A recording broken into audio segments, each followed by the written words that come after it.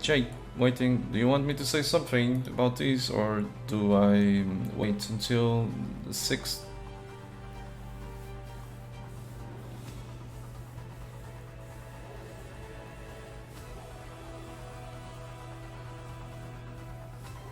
Okay, I just probably just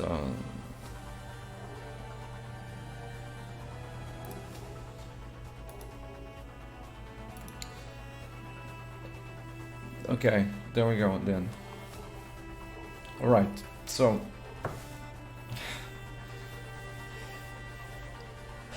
you remember a conversation that we had a couple of years ago, or at least over a year ago, about Hearts of Iron 4, where we get bored of Hearts of Iron 4 fast. The reason for that is that there was only a way to play that game. Basically, all nations felt and played exactly the same way. And then we get bored quickly. The recent changes to the Dharma expansion make U4 go in that direction, where everyone will feel and play the same way. And that's only because of one simple change, the one from corruption, because it's gonna force everyone to play.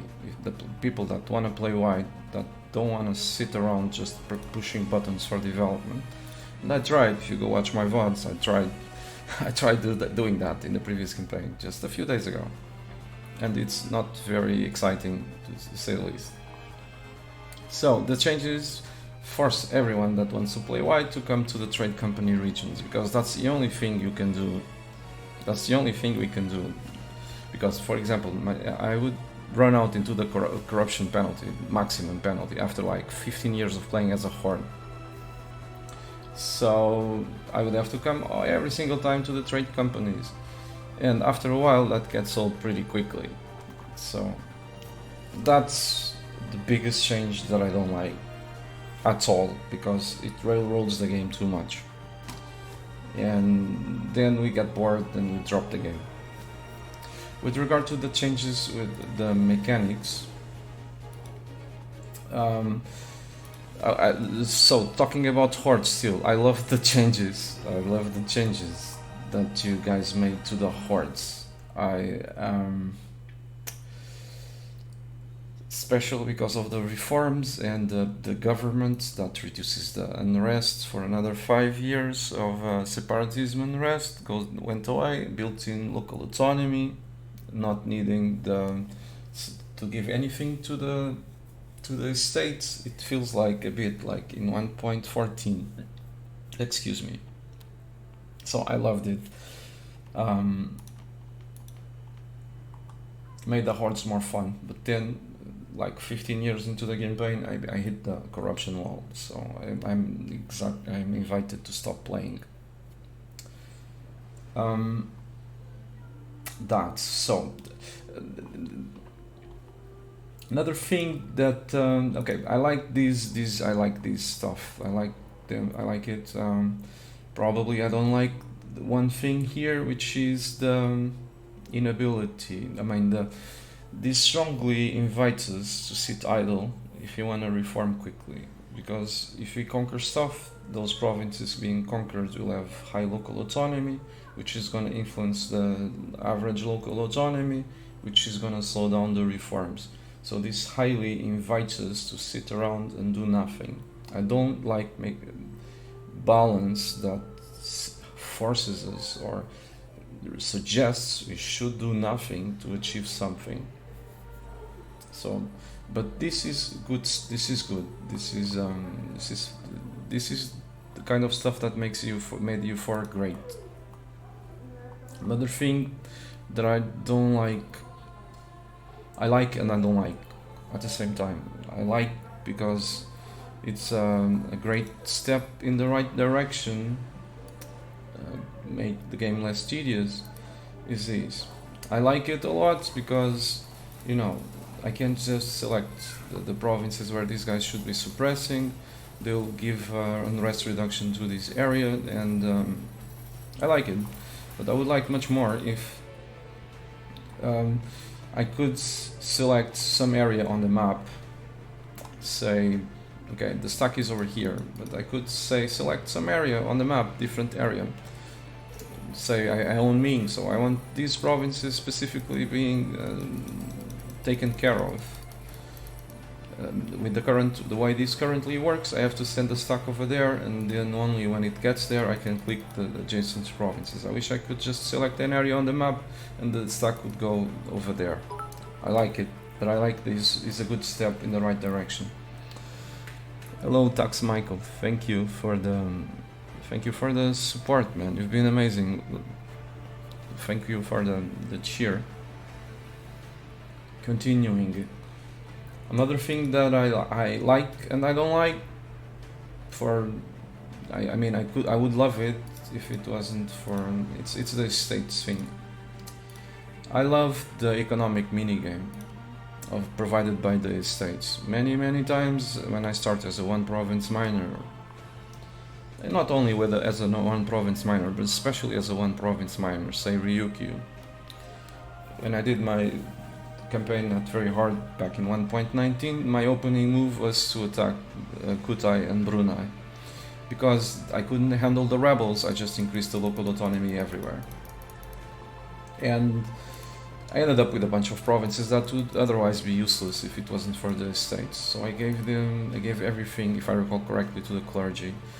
So I can't do that in this patch. In 1.26 I can't do that. I'm very much invited to just ignore them. As you can see, every single state is at 0 influence. Because I either make a long-term commitment to the states or I ignore them because of the change that adds local autonomy on top of a province that probably adds 0 local autonomy. So for the Hodge that means 75 local autonomy in all provinces where used to be a state. On regular states means 50 local autonomy. So because I wanted these provinces to eventually be useful, I wouldn't give them to any state because I can't make a long-term commitment to any state in a game like this. I simply can't. First, because if I start small, since all the influence was increased, the base influence and the influence from owning provinces. So if I give a single province to a country, to an estate under these circumstances, the influence is going to skyrocket and it's going to give me headaches. But as time goes by and I conquer some more stuff over here, I will eventually have to give them more land to actually keep the influence high. I mean, but I'm digressing. What I want to say is the economic minigame is gone. And I don't like that. I miss it. It was good, in my opinion. Most people might not like it, but I did like it. It increased the depth of EU4 because the local autonomy fucks up the economy, right? But the states added more depth to the game because that's another way to deal with the problem. So I had high local autonomy, very high. I just assign a state according to the strategic situation, because if I wanted money, I would give it to the clergy. If I wanted force limits for my very survival, I would give it to the nobles. But I can't do it in this patch. I simply can't. It's just shooting myself in the foot. I don't like that change. I'm sorry for taking too long on this specific issue, but this really dumbs down EU4 in my opinion.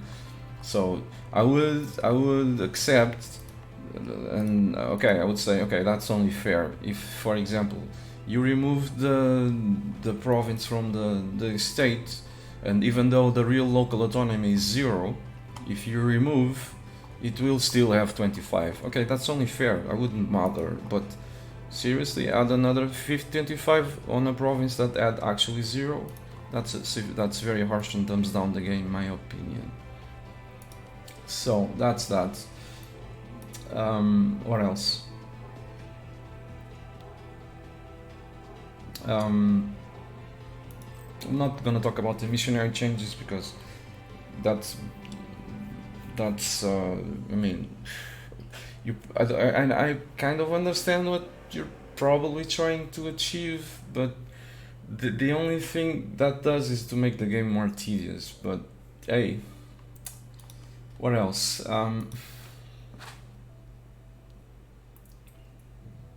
So another thing, I'm sorry, I like it also. I like it also. The trade company changes. I like these.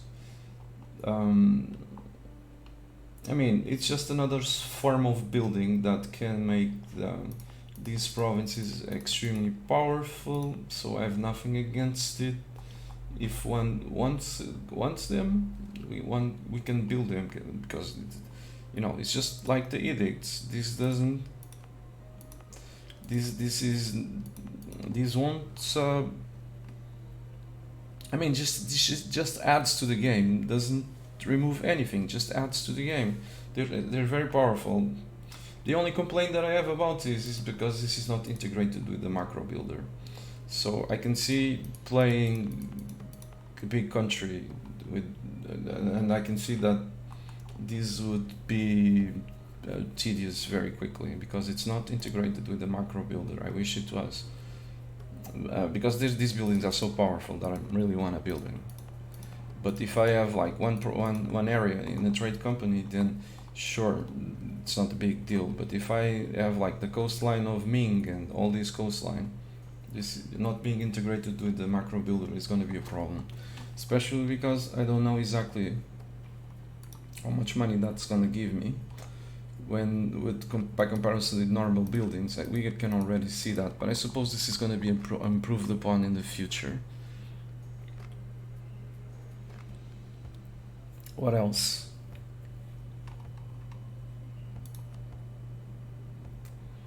I mean, I was very eager for this expansion. I really was. And all right, another thing that I was a bit disappointed, but don't get me wrong, I understand why. When I saw the developer diaries, I was like, hey, cool, I'm gonna be able to play as a horde in the new world. But I suppose that's not possible, unless I haven't tried it. But as far as I know, we cannot pass reforms unless we reform the religion, which usually also changes the government to the government type of the dude we're reforming from. So if you're tribal, we cease to be tribal. Maybe I'm wrong, but I was like, okay, cool, I'm gonna be a horde in the new world, that's gonna be fun. Apparently that's not possible. Apart from that, that's my opinion on the unless I'm missing something. Let's just look around.